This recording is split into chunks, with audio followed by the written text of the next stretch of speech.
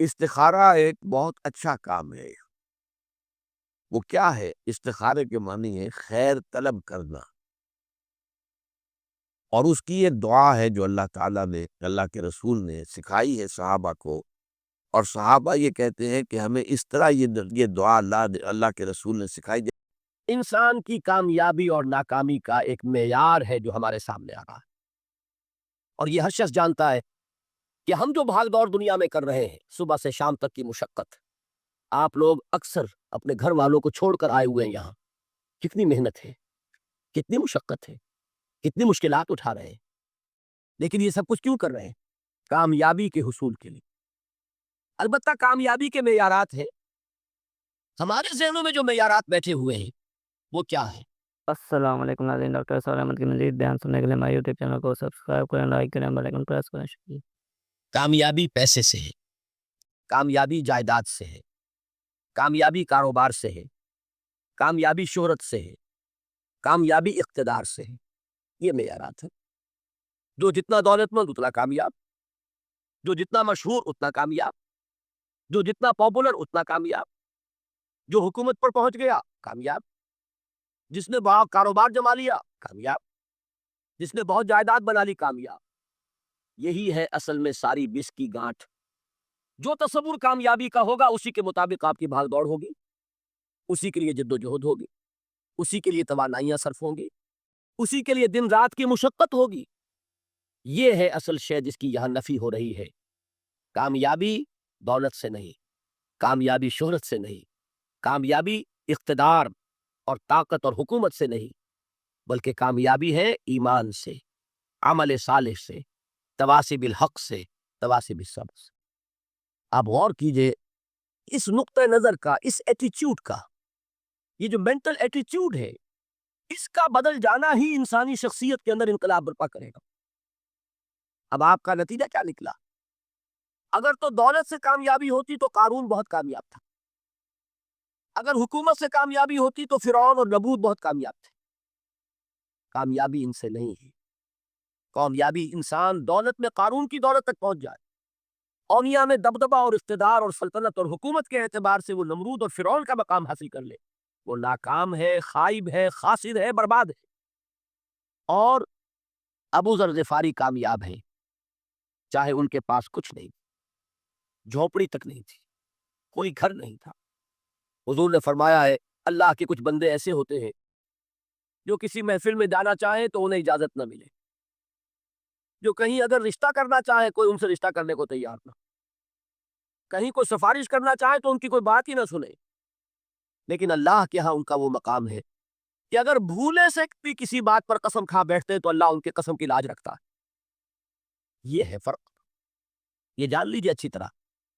اس بات کا مان لینا آسان، اس پر سبحان اللہ کہنا آسان، لیکن اس کے مطابق آپ کے اپنے ذہن کا بدل جانا بہت مشکل، اس لیے کہ ہم متاثر ہوتے اپنے ماحول سے۔ وہ بڑا محل ہے، دیکھ کر ایک دفعہ جھجری آتی ہے، وہ بڑی سی 20 فٹ لمبی کار سناٹے کے ساتھ آپ کے پاس سے گزر گئی، ایک دفعہ اعصاب کے اندر ارتعاش ہوتا، محسوس ہوتا ہے بڑے یہ نصیبے والے لوگ ہیں، بڑے خوش نصیب، بڑے کامیاب، حالانکہ کچھ معلوم نہیں کہ یہی سب سے بڑی بد نصیبی ہو سکتا ہے کہ یہی سب سے بڑی ناکامی ہے۔ اگر ذہنوں میں یہ بات بیٹھ جائے کامیابی کس سے، یہی وجہ دیکھیے قرآن مجید میں بارہا آپ دیکھیں اولئک هم المفلحون، یہ ہے لوگ کامیاب ہونے والے۔ آج ہی آپ نے نماز میں وہ آیات سنی، یا ایھا الذین آمنوا ارکعوا واسجدوا واعبدوا ربکم وافعلوا الخیر لعلکم تفلحون۔ اے ایمان والو، رکوع کرو، سجدہ کرو، اپنے رب کی پرستش اور بندگی کرو، اور اچھے کام کرو تاکہ تم کامیاب ہو جاؤ۔ تو کامیابی کن چیزوں سے ہے؟ یہ ہے سب سے بڑا سبق۔ یہ ہمارے دل میں اگر بات بیٹھ جائے، ٹھک جائے، تو زندگی بدل جائے گی، صبح و شام بدل جائیں گے، نقشے بدل جائیں گے، بھاگ دوڑ کا رنگ بدل جائے گا، ویلیو سٹرکچر بدل جائے گا۔ آج وہ ایک چیز نہایت اہم نظر آ رہی ہے، کل نہایت غیر اہم نظر آئے گی۔ جیسے کہ حضور کی حدیث ہے، مالی ولد دنیا، مجھے تمہاری اس دنیا سے کیا سروکار، انما مثلی کراکب استظل تحت شجرۃ ثم راح فترکھا، میری مثال تو اس سوار کی سی ہے جو تھوڑی دیر کے لیے ایک درخت کے سائے میں ٹھہرتا ہے سستانے کے لیے، پھر وہ اپنا راستہ لیتا ہے، اسے اس درخت سے کوئی مستقل تعلق اس کا نہیں ہے، وہ اس کا گھر نہیں، وہ اس کی منزل نہیں۔ اسی طرح یہ دنیا میرا گھر نہیں ہے۔ اب دیکھیے ہم کہتے ہیں انا للہ و انا الیہ راجعون، ہم تو مسافر ہیں، ہم اللہ کے پاس سے آئے، اللہ کی طرف ہمیں لوٹ جانا ہے۔ کن فی الدنیا کانک غریب و عابر سبیل، حضور فرماتے ہیں دنیا میں ایسے رہو جیسے کہ تم اجنبی ہو یا راہ چلتے مسافر۔ لیکن یہ طرز عمل کب ہوگا؟ جبکہ یہ آیت ہمارے ذہنوں کے اندر بیٹھ گئی ہو، والعصر ان الانسان لفی خسر الا الذین آمنوا وعملوا الصالحات وتواصوا بالحق وتواصوا بالصبر۔ یہ ہے اصل بات جو میں نے عرض کیا تھا کہ میں بتاؤں گا صحابہ کیوں ایک دوسرے کو یاد دلاتے تھے۔ اس لیے کہ دیکھیے جیسے برف باری اگر ہو رہی ہو، آپ باہر نکلیں گے تو برف آپ کے کپڑوں پر جم جاتی ہے نا، تو آپ جھٹکتے ہیں کپڑوں کو تاکہ برف ہٹ جائے۔ ہمارے ایمان پر اس دنیا میں رہتے ہوئے جب ہم متاثر ہوتے ہیں ماحول سے تو گردہ آ جاتا ہے، برف پڑ جاتی ہے، اس کو جھٹکتے رہنے کی ضرورت ہے، اور وہ جھٹکنے کی بہترین اور مؤثر ترین شکل یہی ہے کہ یاد رکھو کامیابی ان چیزوں سے نہیں ہے۔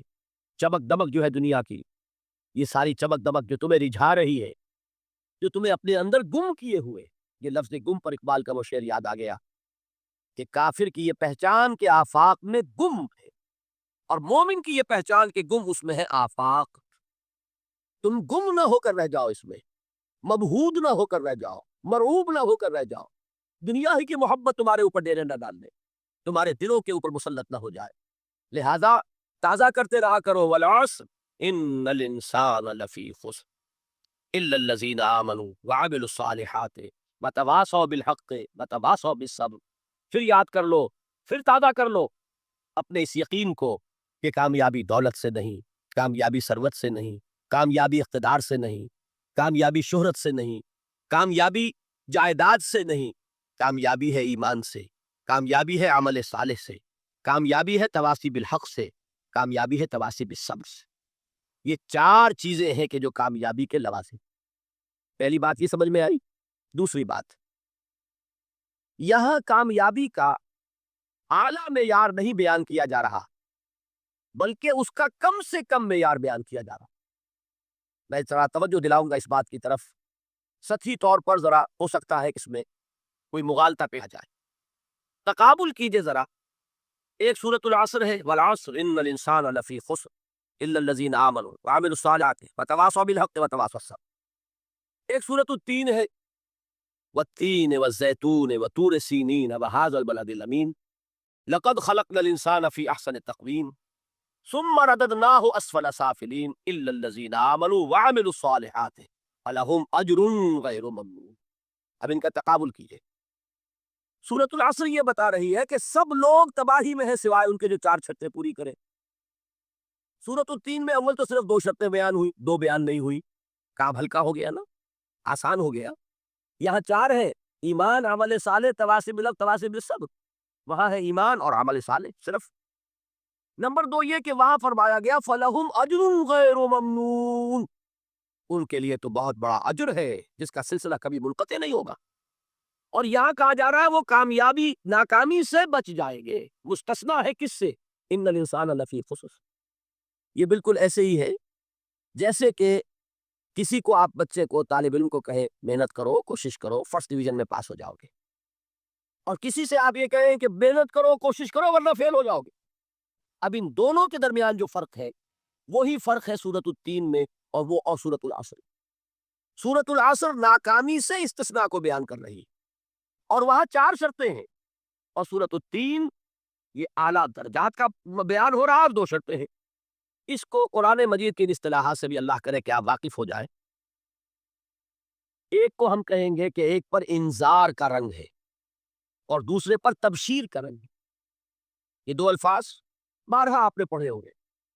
سورہ بنی اسرائیل میں فرمایا حضور سے مخاطب ہو کر وَمَا أَرْسَلْنَاكَ إِلَّا مُبَشِّرًا وَنَذِيرًا، اے نبی ہم نے نہیں بھیجا آپ کو مگر بشارت دینے والا اور خبردار کرنے والا بنا کر۔ سورہ کہف میں جمع کے صیغے میں آیا وَمَا نُرْسِلُ الْمُرْسَلِينَ إِلَّا مُبَشِّرِينَ وَمُنذِرِينَ، ہم نہیں بھیجتے رہے اپنے رسولوں کو مگر مبشر اور نذیر بنا کر۔ حضور کے بارے میں فرمایا اِنَّا أَرْسَلْنَاكَ شَاهِدًا وَمُبَشِّرًا وَنَذِيرًا، جمع کے سیغے میں سورہ نساء میں فرمایا رسلا مبشرین و منذرین لئلا یکون للناس علی اللہ حجۃ بعد الرسل وکان اللہ عزیزا حکیما۔ ایک ہے ابشار، بشارت دینا، ایک ہے انذار، خبردار کرنا۔ اور آپ کو معلوم ہے کہ کسی بھی تربیت کے اندر ان دونوں چیزوں کی ضرورت ہے۔ کبھی ایسا ہوتا ہے کہ ڈانٹ ڈپٹ کی ضرورت پیش آتی ہے، دھمکی کی ضرورت پیش آتی ہے، باز آ جاؤ، اپنے رویے کو درست کرو ورنہ پکڑ ہوگی، سزا ملے گی۔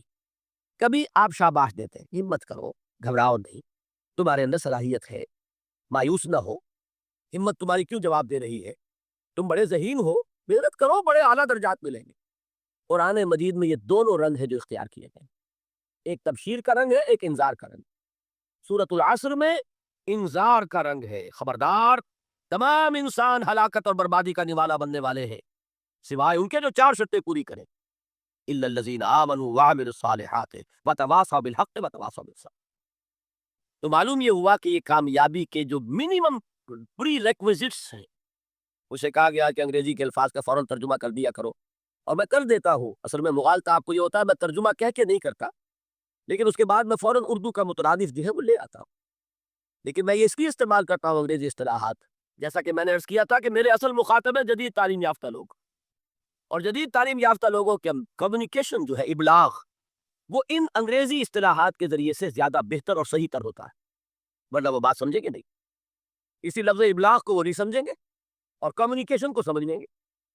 یہ ہے اصل میں ساری مصیبت کے جو اس وقت ہمارے سامنے ہے، اس لیے یہ الفاظ ہم استعمال کرتے ہیں۔ تو میں یہ کیا عرض کر رہا تھا کہ در حقیقت ان الانسان لفی خسر الا الذین آمنوا وعملوا الصالحات وتواصوا بالحق وتواصوا بالصبر، یہ منیمم پری ریکویزٹس ہیں، کم سے کم لوازم ہیں نجات کے، ان سے کم تر پر نجات کا کوئی سوال نہیں، اس لیے کہ قسم کھا کر اللہ فرما رہا ہے، زمانے کی قسم ہے، تمام انسان خسارے میں ہے سوائے ان کے جو 4 شرطیں پوری کریں۔ تو تیسری چیز ذہن میں یہ رکھیے، یہ چاروں شرطیں لازم ہیں، یہ بہت اہم نکتہ ہے۔ ابھی ہم نے کسی لفظ کی گہرائی میں اتر کر نہیں دیکھا ہے، ابھی تو ہم سرسری طور پر تذکر بالقرآن کے مرحلے میں ہیں۔ پہلی بات کیا معلوم ہوئی، اس میں کامیابی اور ناکامی کا ایک معیار سامنے آیا، ٹھیک۔ نمبر 2، یہ کامیابی کے کم سے کم شرائط کا بیان ہے، منیمم ریکوائرمنٹس۔ میں نے ایک مرتبہ ایچ کالج لاہور میں جب تقریر کی سورۃ العصر پر، تو طلباء کے ذہن کی مناسبت کے اعتبار سے کہا کہ بھائی یہ فرسٹ ڈویژن کا بیان نہیں ہے، یہ 3rd ڈویژن میں کامیابی کا بیان ہے، اس سے کم تر پر فیلیور ہے، اس لیے کہ فرمایا گیا والعصر ان الانسان لفی خسر الا الذین آمنوا وعملوا الصالحات وتواصوا بالحق وتواصوا بالصبر۔ اسی کو میں نے اس وقت آپ کے سامنے رکھا کہ اس پر انذار کا رنگ ہے، خبردار کرنے کا انداز ہے، زجر کا، ڈانٹ ڈپٹ کا انداز ہے کہ اگر کامیابی چاہتے ہو تو یہ 4 شرطیں پوری کرنی ہیں۔ اب تیسری بات جو عرض کر رہا ہوں یہ اہم ترین ہے کہ یہ چاروں شرطیں لازم ہیں۔ اگر اللہ تعالیٰ نے کامیابی کے لیے 4 شرطیں بیان کی ہو تو سوچئے، کیا مجھے یہ اختیار ہے کہ ان میں سے 1 کم کر دوں، 2 کم کر دوں، 3 کم کر دوں؟ اس کو اختیار، اللہ کے بیان کردہ کسی چیز میں اختیار، یہ تو حضور سے کہا گیا تھا، سورہ یونس میں ہے، مطالبہ کیا مطالبہ کرنے والوں نے، ایت بقرآن غیر ھذا وبدل ہو، اے محمد صلی اللہ علیہ وسلم، یہ قرآن بہت ریجڈ ہے، بہت سخت ہے، ان کمپرومائزنگ ہے، یہ کہیں بھی کوئی رو رعایت کرنے کو تیار نہیں ہے، تو ہمارا اور آپ کا معاملہ نہیں ہو سکتا اس قرآن پر، اس قرآن میں کوئی ترمیم کیجئے یا کوئی اور قرآن لائیے۔ تو حضور سے کیا کہلوایا گیا، قل ما یکون لی ان ابدلہ من تلقاء نفسی ان اتبع الا ما یوحی الی، اے نبی ان سے کہہ دیجئے میرے لیے ہرگز ممکن نہیں ہے کہ میں اس قرآن میں اپنے جی سے کوئی ترمیم کر دوں، کوئی تبدیلی کر دوں، میں تو خود پابند ہوں اس کا جو مجھ پر وحی کیا جا رہا ہے، سب سے پہلے میں خود اس پر عمل کرنے والا، میں خود اس کا پابند ہوں۔ تو غور کیجئے، قرآن بیان کر رہا ہے کہ 4 شرطیں ہیں نجات کی، اور آپ کے دل میں یہ بات بٹھا دی گئی ہے صرف کلمہ گو ہونا نجات کے لیے کافی ہے، صرف ایمان سے نجات ہو جائے گی۔ یہ بات جو ہے ذہن میں رکھیے، ایک نجات وہ ہے جو ہزار برس تک جہنم میں کوئلہ بننے کے بعد نجات ہو، میں اس نجات کی بات نہیں کرتا، وہ نجات تو ملے گی یقیناً۔ جس شخص کے دل میں رائی کے دانے کے برابر بھی ایمان ہوگا، وہ اپنے اعمال کی، اپنے کرتوتوں کی سزا بھگت کر بالآخر جنت کے اندر داخل کیا جائے گا، جہنم سے نکالا جائے گا، اور نکالا جائے گا تو اس وقت حال کیا ہوگا، جیسے جلا ہوا کوئلہ، اس کے سوا کچھ نہیں۔ حدیث میں اس کی شرح آئی ہے. لیکن یہ نجات نہیں، نجات وہ کہ جو اللہ تعالیٰ میدان حشر ہی میں ہماری مغفرت کا اعلان فرمائے. اللہ تعالیٰ اول پہلے میں ہمیں جنت میں داخل فرمائے. اس نجات کی بات کر رہا ہوں. وہ نجات جان لیجئے محض کلمہ گو ہونے کی بدولت نہیں ملے گی. اس نجات کے لیے شرط اول ایمان، شرط دوم عمل صالح، شرط ثالث تواصی بالحق، اور چوتھی شرط تواصی بالصبر. یہ قرآن کا بیان ہے، یہ کسی انسان کا کلام نہیں ہے کہ اس میں ترمیم کی جا سکے. 4 شرطیں پوری ہوں گی تو نجات ہوگی. اور اگر ان میں سے کوئی ایک، میں اس کی ایک سادہ سی مثال بھی دیا کرتا ہوں، بہت سمپل، سادہ مثالوں سے بات واضح ہو جایا کرتی. آپ کسی حکیم کے پاس گئے، اس نے آپ کی نبض دیکھی، نسخہ لکھ دیا، 4 دوائیں لکھ دی، یہ اتنے ماشے اور یہ اتنے تولے، یہ فلاں، یہ اتنی، بھائی 4 دوائیں ہیں، استعمال کرو. اب آپ نے آیا ایک اس میں سے نکال دی، 3 رکھ لی، یا 2 نکال دی، 2 استعمال کر لی، تو یہ نسخہ آپ کس کا کہلائے گا؟ یہ اس حکیم کا نسخہ نہیں ہے، یہ آپ کا اپنا نسخہ ہے. ہو سکتا ہے یہ نسخہ شفا نہ رہے، نسخہ ہلاکت بن جائے. اس لیے کہ آپ کو معلوم ہے، ہر شخص جو نسخہ لکھتا ہے وہ جانتا ہے. آپ کسی مرض میں ایک دوا دیتے ہیں جو بڑی تیز ہے، مضر ہے، ضروری بھی ہے دینی، ساتھ ہی اس کے لیے مصلح دیتے ہیں، کریکٹیو دیتے ہیں، جو اس کے تیز اثر کو ختم کر دے، اس کا جو مضرت بخش پہلو ہے اس کا ازالہ کر دے. اب فرض کیجئے آپ نے وہ تیز دوا تو خوب استعمال کی، اور اس کا جو وہ کریکٹیو تھا، اس کا جو مصحح تھا، اس کو آپ نے ساقط کر دیا، تو وہ نسخہ شفا ہوگا کہ نسخہ ہلاکت؟ نسخہ ہلاکت. تو جان لیجئے یہ 4 اجزاء پر مشتمل نسخہ نجات ہے جو اللہ تعالیٰ نے ہمیں عطا فرمایا. والعصر ان الانسان لفی خسر الا الذین آمنوا وعملوا الصالحات وتواصوا بالحق وتواصوا بالصبر. یہ چاروں شرطیں لازم ہیں، ان میں سے کسی کے اندر کوئی کمی بیشی کرنے کا اختیار ہمیں حاصل نہیں. دیکھیے یہی وجہ ہے، وہ جو کتابچہ ہے میرا شائع شدہ سورۃ العصر پر، اس میں نے امام رازی کا ایک جملہ نقل کیا. میں حیران ہو گیا، ان کی عظمت مجھ پر منکشف ہوئی جب میں نے سورۃ العصر کی تفسیر میں ان کے یہ الفاظ دیکھے. امام رازی کی بات یہ ہے، اگرچہ کچھ لوگ ان سے بدظن بھی ہیں، کچھ حضرات نے یہ جملہ بھی کس دیا ہے تفسیر رازی کے بارے میں، فیہ کل شیء الا القرآن، لیکن یہ ہے کچھ اہل علم کی اندر کی باتیں آپس کی. امام رازی کا اصول یہ ہے کہ وہ عبارت کو سامنے رکھ کر جو اس سے نتیجہ نکلتا ہے خالص آبجیکٹیولی، معروضی طور پر وہ برآمد کرتے ہیں اور اس ٹیکسٹ کو فالو کرتے ہیں. چنانچہ انہوں نے جو لفظ لکھا، جو جملہ اس میں لکھا ہے، وہ کہتے ہیں اس 3 آیت کے بارے میں، اعلم ان هذه الآیہ فیہا وعید شدید. اس آیہ مبارکہ میں بڑی زبردست وعید ہے، اللہ کی طرف سے بڑی دھمکی ہے. کیوں؟ اس لیے کہ اس نے یہ طے کر دیا ہے، اس نے یہ بات واضح کر دی ہے، لأنها حکم بالخسار على جميع الناس الا من كان آتيا بهذه الاشیاء الاربعة وهي الايمان والعمل الصالح والتواصي بالحق والتواصي بالصبر. ودل ذلك ان نجاة معلقة بمجموع هذه الاشیاء. اس آیت میں تو اللہ نے فیصلہ کر دیا ہے پوری نوع انسانی کی ہلاکت اور بربادی کا، سوائے ان کے جو 4 شرطیں پوری کرے، ایمان، عمل صالح، تواصی بالحق، تواصی بالصبر. اور اس سے قطعی طور پر یہ بات ثابت ہو گئی کہ نجات کا و مدار ان چاروں کے مجموعے پر ہے. وَدَلَّ ذَلِكَ أَنَّ النَّجَاةَ مُعَلَّقَةٌ بِمَجْمُوعِ هَذِهِ الْأَشْيَاءِ. یہ بہت واضح اور صحیح ہے چیز کے جو اخذ کی ہے امام رازی نے رحمت اللہ علیہ. اب ذرا غور کیجئے، یہ جو بات اللہ نے فرمائی اس پر تاکید کیا کی ہے، والعصر، زمانے کی قسم. ویسے تو اللہ تعالیٰ بغیر قسم کھائے بھی جو بات فرمائے مستند ہے ان کا فرمایا ہوا، کسی شک و شبے کی گنجائش نہیں. لیکن جہاں اللہ تعالیٰ کسی بات پر چاہتا ہے زور دینا، کسی بات پر چاہتا ہے کہ تمہیں پختہ یقین ہو جائے، وہاں وہ قسم کھا کر کہتا والعصر ان الانسان لفی خسر الا الذین آمنوا وعملوا الصالحات وتواصوا بالحق وتواصوا بالصبر. 4 باتیں میں نے عرض کی تھیں، ابتدائی تمہیدی 4 ہی باتیں ہیں تذکر بالقرآن کے درجے میں. اس سورہ مبارکہ کو بحیثیت مجموعی اپنے ذہن کے سامنے رکھ کر نتیجے نکالنا. اس میں کامیابی کا ایک معیار ہے، کامیابی کے کم سے کم لوازم کا بیان ہے، اس میں جو 4 چیزیں بیان ہوئی ہیں وہ لازمی ہے، اور نمبر 4 یہ کہ یہ نہایت مؤکد کلام ہے جس پر کہ اللہ نے قسم کھائی. اب آئیے تدبر بالقرآن کے درجے میں، اب ایک ایک لفظ کو لیجئے، اس کی گہرائیوں میں اتریے. دو آیتوں پر انشاءاللہ تعالی ہم آج غور کریں گے، اور یہ جو بقیہ آیت ہے اس پر تو 4 دن باقی جو ہے، ایمان کی حقیقت کیا ہے، عمل صالح کسے کہتے ہیں، تواصی بالحق کیا ہے، تواصی بالصبر، اس پر تو جیسا کہ آپ کو معلوم ہے ایک ایک دن ہمیں ایک ایک موضوع پر گفتگو کرنی۔ آج پہلی بات سمجھیے، والعصر۔ ابھی تک دیکھیے میں نے اس کا ایک ہی ترجمہ کیا، زمانہ کی قسم ہے۔ اب ذرا گہرائی میں سمجھیے کہ یہ زمانے کی قسم کیوں کھائی۔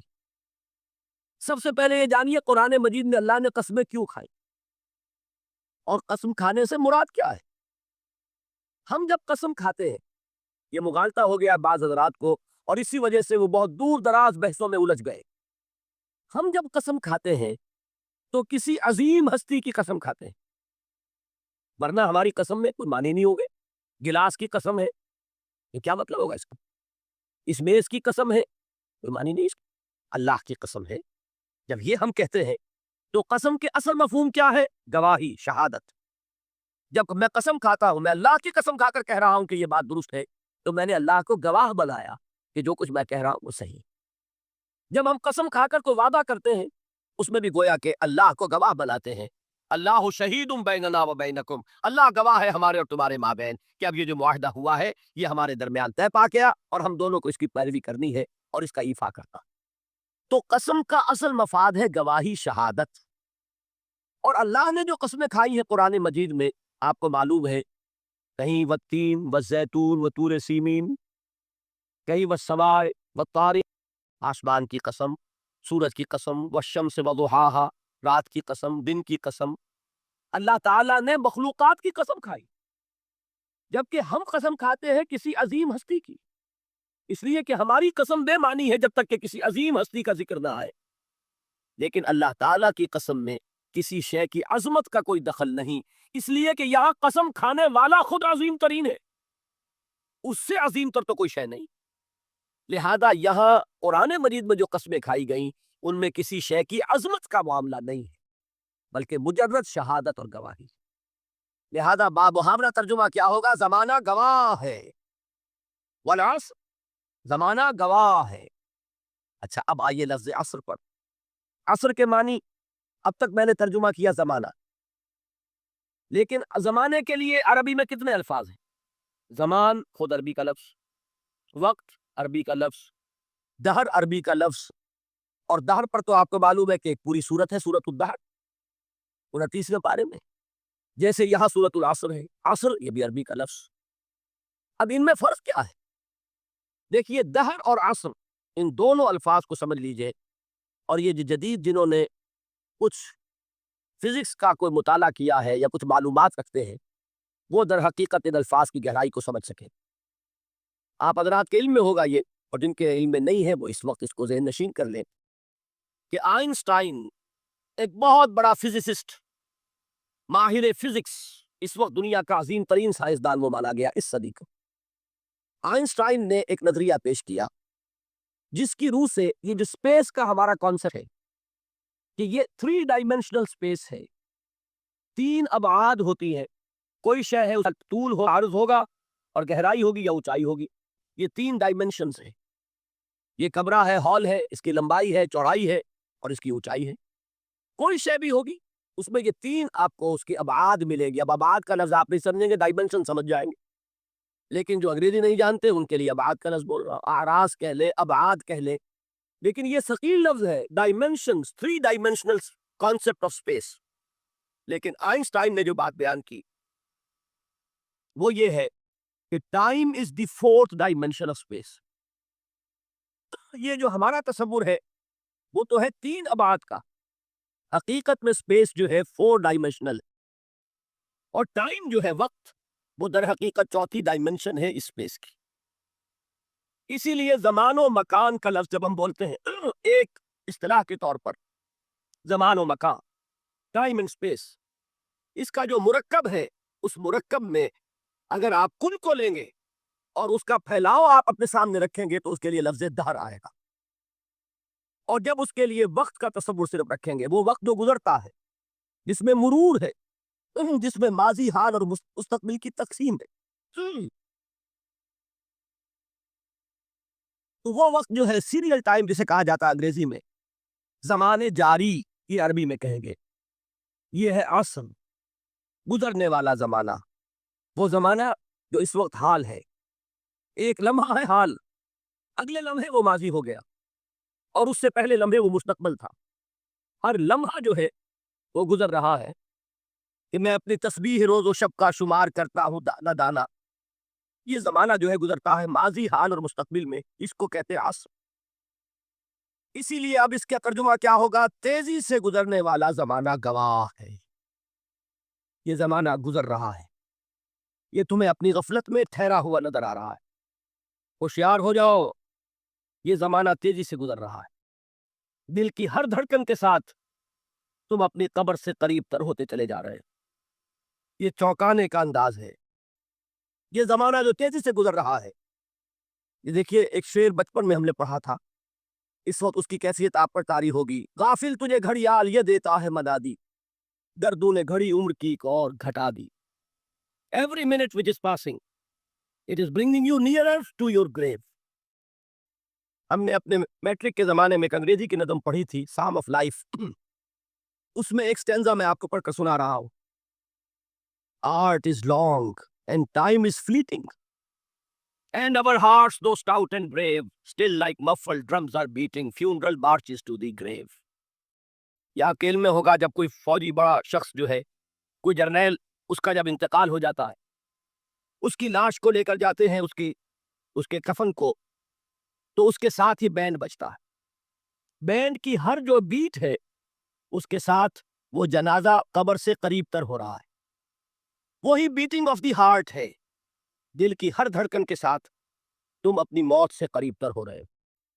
تمہارا یہ جنازہ جیسے کہ وہ بیٹ آف دی ڈرم ہے، اسی طرح بیٹ آف دی ہارٹ کے ساتھ تم اپنی قبر سے قریب تر ہو رہے ہو۔ اور یہ زمانہ جو تمہاری اصل متاع ہے کیا ہمارے پاس؟ یہ تھوڑی سی مہلت، اسی میں کچھ بنانا ہے، اور یہ مہلت تیزی سے گزر رہی جیسے برف پگھلتی ہے۔ امام راضی ہی نے یہ بڑی عمدہ بات لکھی ہے کہ والعصر کا مفہوم مجھے اس وقت معلوم ہوا جب وہ کہتے ہیں کہ میں ایک شہر میں داخل ہوا، شام کا وقت تھا، بازار اب ختم ہونے والا تھا، تو ایک برف کا تجارت کرنے والا، برف بیچنے والا چیخ چیخ کر کہہ رہا تھا، لوگوں مجھ سے برف خرید لو، جلدی کرو، اس لیے کہ میری برف پگھلی جا رہی۔ اس لیے کہ ایک دکاندار تو وہ ہے جس کا سامان رکھا ہوا ہے، وہ دکان بند کرے گا، اگلے دن کھولے گا، پھر وہ سامان موجود ہے۔ اگر کچھ نہ بکا، نفع نہیں ہوگا، اس کا اصل سرمایہ تو ضائع نہیں ہوگا۔